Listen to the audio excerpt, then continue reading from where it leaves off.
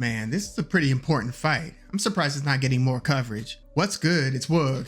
We've got Jaron "Boots" Ennis, 33 wins, 0 losses, and 1 no contest, defending his IBF welterweight title against Eimantas Stanionis, 15 wins, 0 losses, and 1 no contest. Stanionis is defending his WBA welterweight title. So this is a unification title fight with 2 of the 4 welterweight titles on the line. And this is probably the most important welterweight fight to take place in the, we'll say, post Terence Crawford undisputed champ era at welterweight. Because once Crawford left the division, much like he did after becoming undisputed at 140, he drops all of the belts, and then it becomes a kind of a feeding frenzy for each of those 4 titles. Well, Ennis ended up getting the IBF title, and Stanionis ended up getting the WBA title. And right now, aside from this fight, I feel like the division is a little bit dead. I know, you've got Brian Norman, who's got one of the belts. Mario Barrios has the other belt. But for a division that's usually one of the glamour divisions, as they say in boxing, where there's often some of the most talented pound for pound fighters in the sport at welterweight, like you look down the line, if you're talking 90s, you had Oscar De La Hoya, Felix Trinidad, Sugar Shane Mosley, especially during the late 90s into the 2000s. And then you had the Floyd Mayweather entry into the division. And then you had Manny Pacquiao. So you had Floyd, Pacquiao, and a lot of other really good fighters. And then in the wake of that, you had Keith Thurman, Kell Brook, Errol Spence, and then Terence Crawford. So you've always had a lot of talent at 147, and some of the biggest name fighters are often at 147. I also left out, Sean Porter, Danny Garcia, and others from that same Thurman, Spence, Crawford era. And you had other fighters that would pop up at 147 from lower divisions to try to get in the mix there. You had Timothy Bradley, Juan Manuel Marquez. And even back in the day, you had Thomas the Hitman Hearns, Sugar Ray Leonard, Roberto Duran. So for a division that, again, has had so many storied names and Hall of Famers, you look at the wake of Crawford versus Spence and the state that the welterweight division was left in after that. Yes, you've got the super talented Jaron Ennis, and yes, you do have Stanionis, but you don't have nearly the depth in the division, nor the amount of elite fighters in the division as you've had in prior eras. It just is what it is. So this Ennis versus Stanionis fight is probably the most important fight that could take place in this division, given this crop of fighters. In the case of Jaron Ennis, Boots has been a name that people have been talking about like he was an elite fighter since, I would say, around 2019, 2020. He's been one of those buzzing names for a while. He just hasn't been able to get the fights that matter to prove how good he is. I would say at this point, his best opponents have been David Evanesian, probably Sergey Lipinets, who was probably his best performance, I would say, to date. It might have been his performance against Lipinets.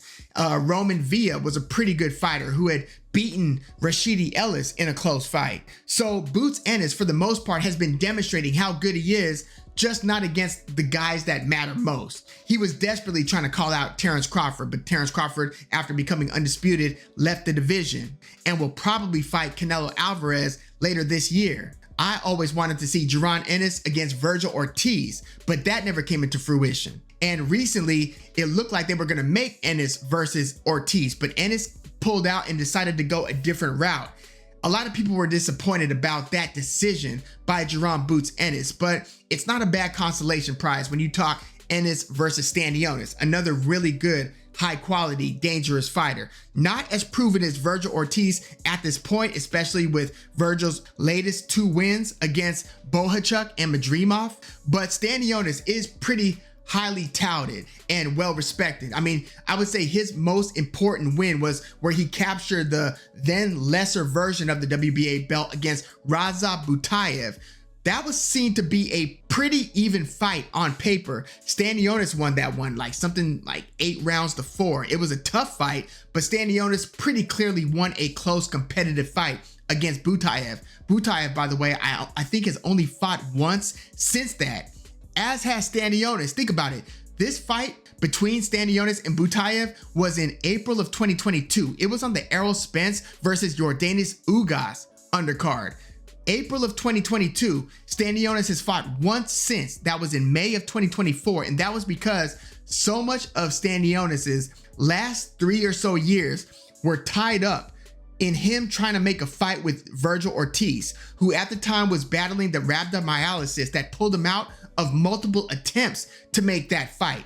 In total, there were 3 cancellations of Ortiz versus Stanionis. The other was the first of the 3, and that was Stanionis pulling out due to an emergency appendectomy. So it just seems like Vergil Ortiz versus Stanionis was just a cursed fight that was never to be. It was a little bit like Khabib Nurmagomedov versus Tony Ferguson for you UFC fans out there. Not as high stakes wise and not as anticipated, but it was a fight that we really wanted to see. This was going to be 2 of the better younger, non-Errol Spence, non-Terrence Crawford fighters in the division. So due to those cancellations, Stanionis' career has pretty much been on ice. He had one comeback fight in May of 2024 against Gabriel Maestre, a pretty decent journeyman who was coming off a couple upset wins entering that Stanionis fight. And Stanionis, for a guy who had like a 2-year layoff, looked pretty good, especially in the early rounds. I thought that Maestre dug deep to battle back, won a couple of those rounds,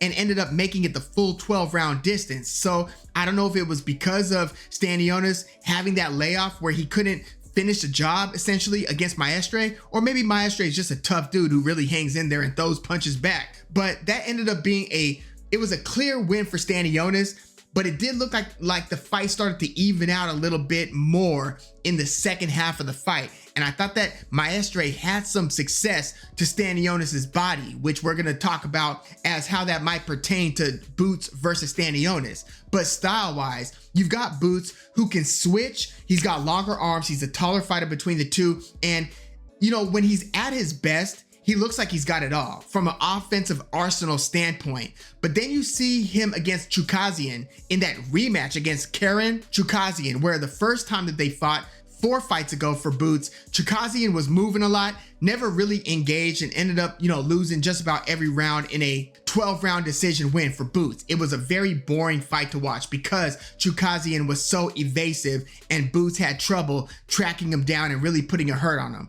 Well, when they ran it back, a lot of people were like, why are we doing this fight again? But then once they got in there, it became abundantly clear early that Chookagian was going to fight this rematch in a totally different way. He was not evasive. He was engaging Boots Ennis, and he had a lot of success round over round over round, to where by the end of the 12 rounds, there was a little bit of a question on who won that fight. Jaron Boots Ennis was taking a lot of punches. He wasn't looking like he was separating himself from Chookagian throughout the fight. Like, he never really pulled away on the scorecards. If anything, things got more difficult as the rounds went on, where Chookagian started to more demonstratively win some of those rounds, to where it was like, damn, okay, Boots, like, what's going on here? And so whether you think, theory-wise, he just wasn't ready for that style because of how Chookagian, fought him the first time, that he was preparing to have to track a guy down, didn't expect Chookagian to hang around in the pocket and to exchange in close quarters with Boots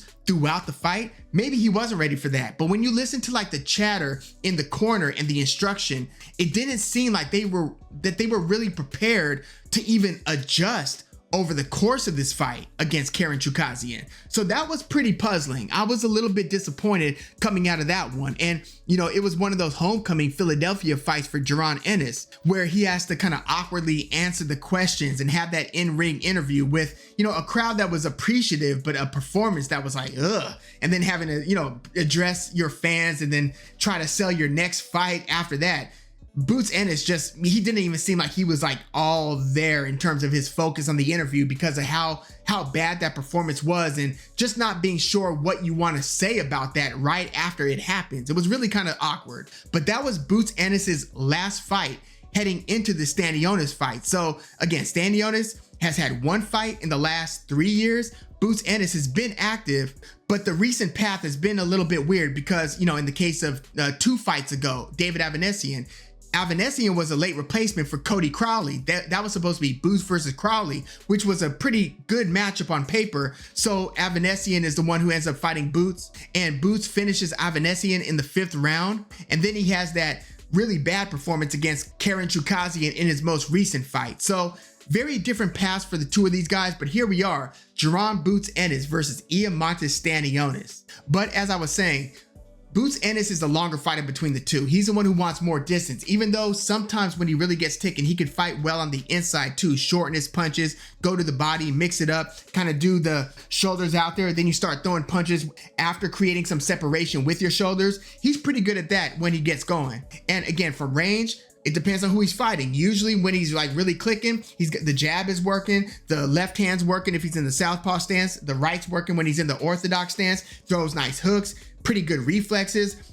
He's a good defensive fighter. I wouldn't say he's a great defensive fighter. He doesn't, I mean, he moves his head, but like reflex wise, it just seems like he gets caught once the guy builds some confidence and starts coming at him. Even when he destroyed Roman Villa had his moments where I thought he had Boots hurt at a point in that fight. So Boots does get hit. He's not the greatest master at controlling range, but again, he does have a punishing and varied offensive arsenal. Stanionis, he's a pressure fighter, but it's interesting. He's a pressure fighter, but he's not one of those who just lets both hands go as he's coming forward. He's a pressure fighter who works the jab, and he jabs the hell out of his opponents. I thought that it was the jab that separated him from Butayev in that important WBA lesser title fight. But Stanionis has a great jab, which is one of the reasons I really wanted to see him fight Vergil Ortiz. I wanted to see who was going to win that jab battle. But Stanionis will throw the jab, he'll double up on the jab, it's a pummeling jab, but he likes to throw that jab and then turn it into a hook to the body. I love his jab hook to the body combination. Sometimes he'll do it 1-2, and then sometimes he'll do it 1 and then give a little second or two for hesitation, then throw that left to the body. But yeah, he punishes his opponent's body. He does have a nice uppercut, especially from in close. He's a good fighter at range, like he mixes it up, but I could see that if this fight stays at long range, I could see how Boots Ennis could have more success. I think that Stanionis wants to shorten the distance a bit so he could land his own uppercut and he could start going to Boots' body and he could start landing his jab. However, I think that the twist in this fight is one of those be careful what you ask for scenarios. Stanionis, if he does start making this a mid-range rather than long range, more of a mid to close range fight, and starts going to Boots' body, I think that Boots has a speed advantage between the two. And I think that Stanionis, who, keeps a high guard as he's marching you down with the jab, he keeps a high guard. He's got good footwork. Like you could argue that he moves his feet a little bit more than Boots does. They both have pretty good movement though. I'm just saying it's not like Stanionis is the slow-footed sitting duck here. He's not. But hand speed wise, I think that Ennis is going to have a profound advantage, but that can often be neutralized with timing and with, again, Stanionis exercising his jab and then shortening the distance. But I think that when he shortens the distance, you're going to see Ennis going to Stanionis' body as much as the inverse of that. So I think that where Ennis is going to separate himself is with the speed and then putting his punches together in combination. I think that by the middle rounds in this fight, look, for a while I was thinking who wins this fight, and when I was looking at the odds, I was surprised that Ennis was a -450. I thought that that was a little bit wide. I thought that this was maybe like a -250 for Ennis, not -450. Like you're making him a 4.5 to 1 favorite and making Stanionis at a +500 a 5 to 1 underdog. I'm thinking, are you sure about that? But the more I envision this fight playing out, I think this will be one of Ennis's best performances, if not his best performance. I think that he will start teeing off on Stanionis when he starts mixing in the body attack. And I think that it's possible that he stops Stanionis to the body, to where after he bludgeons Stanionis a bit with uppercuts, with hooks, as Stanionis is trying to work his game plan, but is maybe a step behind Ennis overall, I think that Ennis is going to start doing a number to Stanionis' body. And I think that it could be a scenario where Stanionis ends up taking a knee. But I think that it's a higher likelihood that this ends up being competitive throughout the fight, but that Ennis does enough to separate himself on the scorecards, throwing more volume and just being the more active and the more accurate fighter between the two. Stanionis is a really good fighter. Like, let me just reiterate that. And I think that he's gonna have success in several moments here against Ennis. I just think that this is a favorable matchup for Ennis when it comes to the hand speed discrepancy, the reach advantage for Ennis, and the fact that Stanionis he keeps a high guard, but he's not a slick, fluid fighter. Like what Karen Chukazian was able to do against Ennis, I don't think Stanionis could fight that type of a slick fight where you're just kind of flowing with Ennis. So Ennis, who's a flower, right? Like he'll switch stances. He'll start mixing up his arsenal, mixing up his punch selection. Chukazian was able to essentially dance with Ennis there. I don't think Stanionis can do that. I think Stanionis will start getting his head rocked by uppercuts, get clipped around his high guard with a lot of hooks. And as he starts to go to Ennis's body, I think Ennis is going to do more than return the favor. And I think that this is the fight where Jaron Boots Ennis finally shines the brightest. Like all the talk about Boots over the years, I think that it will come into fruition in this particular fight. I think that this will be Ennis's finest moment to date. And another reason why I think that is because you often see, when you see like valleys and peaks in good fighters' performances, they often follow up a less than impressive performance like the one Ennis just had against Chukazian with a great performance. You often see the opposite of that as well. When somebody just looks like they are untouchable in one fight, sometimes they have a come back down to earth performance in their next fight. But with Ennis, coming off of a weird fight, the first time he fought Chukazian, by the way, and I'm talking about all, post Castillo Clayton. I remember going to that fight. I think it was on the Jermell Charlo versus Brian Castano 2 undercard. So I attended that one, and you watch Boots versus Castillo Clayton and you're like, why did they even make this fight? It was probably the most uncompetitive, or one of the most uncompetitive Boots Ennis fights. I'm not sure he got hit once in that whole fight. He was just jabbing to the body. Then the minute he hit him with something meaningful, the fight was over in the second round. And before that, he finished Thomas Delorme in the first round. And then before that, he had that really good performance against Sergey Lipinets. So after Castillo Clayton, he had the weird fight against Chukazian, where Chukazian moved the whole fight. Then he had the really good performance against Roman Villa, where he just hit him with everything but the kitchen sink. And Villa was a very tough dude, but got stopped in the 10th round. And then he had the late replacement David Avanesian, which late replacements, are often weird. Stopped him in the 5th round though. And then he has that competitive, way more competitive than expected fight in the rematch against Chukazian. I think that this is where the stars align and he ends up shining bright against Stanionis. And I was going to pick Jaron Ennis maybe by stoppage. I think that it could be that lopsided by the time you get to the middle to late rounds, to where Jaron Ennis is just clicking on all cylinders and Stanionis is outmatched by that point. But I think that Stanionis still has enough tools to keep this at least somewhat competitive, to where there will still be things that work well enough for Stanionis to drag this one into the late rounds and eventually make it the 12-round distance. So I was thinking about going Ennis via stoppage, but I'm going to go with Jaron Ennis to win this one via unanimous decision, not split decision, not 115 to 113. I think this is going to be more like 116 to 112, 117, 111. I think we might even get a knockdown here. But yeah, I'm going to go with Ennis to unify the IBF and WBA welterweight titles. That's why he's sticking around at 147, right? He wants to unify some titles. Otherwise, given his bodily frame, you would think that 154 might make more sense